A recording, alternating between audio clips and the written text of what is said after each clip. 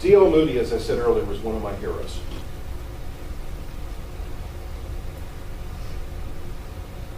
There's a scary thing when you look at your spiritual heritage.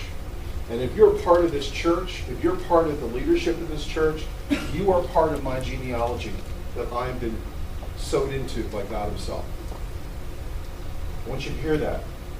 Because we are a sum total of the discipleship process that was invested in us. And the people that disciplized us were discipled by others. And discipled by others. And, you know, if we could follow the trail of blood, some of us would go back to John or Peter or Paul or Matthew. I mean, seriously, when you really think about it, the chain of events that happens in discipleship is involving God in the instrumentality of man. And their gifts and their uniquenesses and how God wired them speaks into that next generation. And then speaks into the next generation of disciples. And this morning, if you're sitting here and you're in leadership of this church, you are a disciple of D.L. Moody.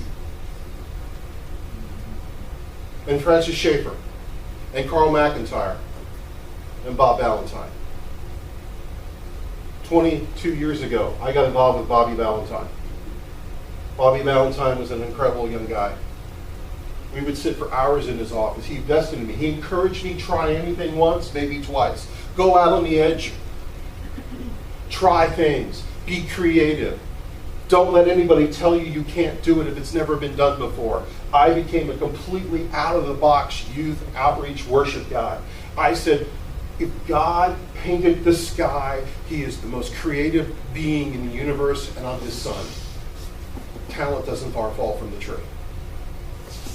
That's how I became. That's why we are such an artsy, youthful, affirming church, because guys like Bob spoke into me. But you don't know who spoke into Bob. Bob's dad was a lay pastor in Bible Presbyterian Church. He grew up under the teachings of Louis Ferry Schaeffer, who was the associate, not Louis Ferry Schaeffer, Francis Schaeffer. Carl McIntyre. Carl McIntyre was about in your face as Jesus got. You know? Schaeffer was this incredible, deep theologian who would talk for hours to Christ, who would share, go deep.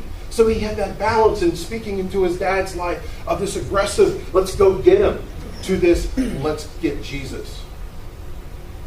And they were spoken into by this guy named Abraham Latham, where we actually worship now from time to time on the Widener campus. Legacy. We are their legacy in discipleship and also in presence. Do you know that man started the first VBS program in America, in Chester?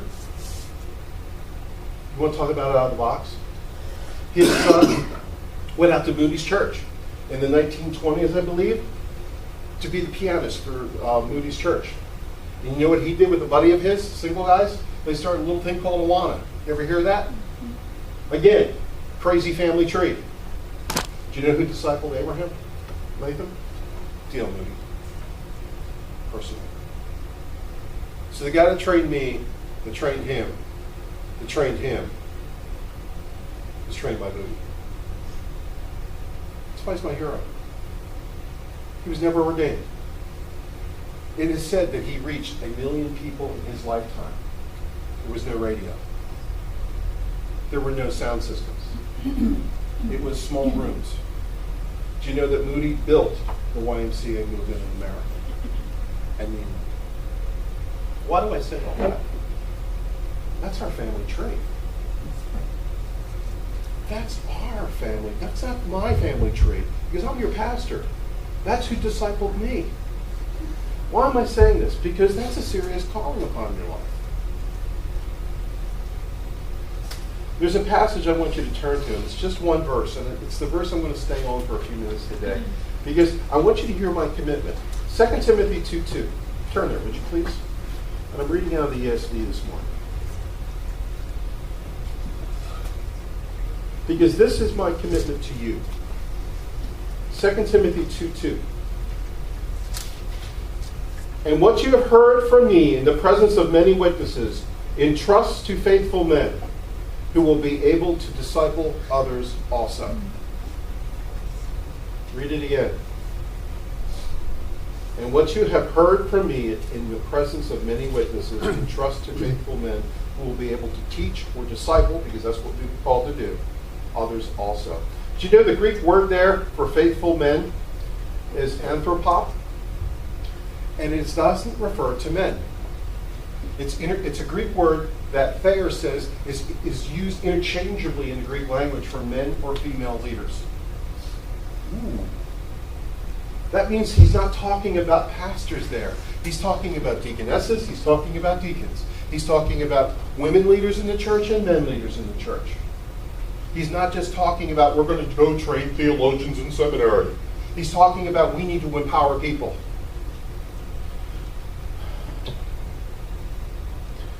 I'm going to read it from the Amplified because I like how it's phrased here. It says it this way in the Amplified. And the instructions which you've heard from me along with many witnesses, transmit and entrust as a deposit to reliable and faithful people who will be competent and qualified to go teach others also. See, that's lacking in most churches. Most churches, there is no commitment. There is no membership. The churches are run by staff. You get a good staff member, you have a good season. You lose a staff member, and guess what happens? The church dies. So the crossroad that I came to, I'm going to train leaders. I'm going to train leaders. I'm going to make disciples. Because in Matthew 28, it says, go make disciples. You want to be a disciple? There's going to be a time you're going to sign up. And you're going to become a disciple. And I'm going to train you. I'm not just going to train you how to study the Word of God. I'm going to train you how to preach the Word of God. I'm a firm believer. And my buddy Tom Lemon, who's a sister church out in Pittsburgh, he started an institute. He has one Tuesday night a month that he teaches guys how to put a sermon together. And the following week, they all get 10 minutes to preach what they put together the week before. And they record it, they video it, and they break it down. He has trained over 11 major leaders and 2 church planters that didn't have Bible college training who are now starting churches. That's biblical. That's first century. That's what God called us to do. We're not there yet. One day we will be. But we're going to move in that direction. A deacon is somebody who goes, makes the hospital visits, who prays for the sick. I love Crispy. He's not here this morning, so I'm going to pick on him. Aunt Pat was in the hospital. I couldn't do everything. I couldn't get there. I said, she wants someone to come and pray for her and anoint her with oil. You know how she can be. Instant in season, and that big old purse of hers, you could, kill a trucker, take out a Peterbilt with it, but she's got everything, including a bottle of oil. But anyway, she wanted to visit. I couldn't get there. Chris said, I'll go.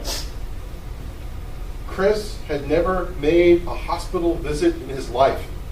He was scared to death. He came by the house. I gave him a bottle of oil. I said, this is how you do it. You hold down on your finger, put a little cross on their forehead, and pray. Ask God, and I showed him how to pray. And he goes, okay. I get a call on my cell phone 2 hours later. That rocked! That was so cool! Can I do it again? I'm going, okay, go down to the main desk.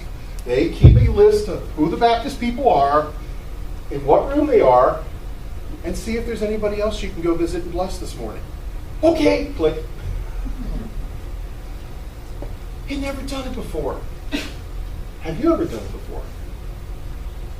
Ooh. You see, there are certain truths that are self-evident. There are certain truths that we all are called to practice. We're going to get there because we're going to train leaders. I'm going to train you the way Jesus did. He spent time. He invested time with people. He poured himself into people's lives. By the way, we've been doing this. This is not new. But what I've learned through all the stuff that I've gone through, 3 months of sitting in a hospital for 3 or 4 hours a day with nothing to do but just talk, sit there with Jesus. And it occurs to me, we're doing a lot of the right things, but I need to focus on this. We're 45, if we're only 45% of the way there, and the enemy takes me out, we were only 45% of the way there. So we're going to invest in leaders, male and female. Jesus did this. He invested in people's lives. Jesus, as the apostles, they did things together.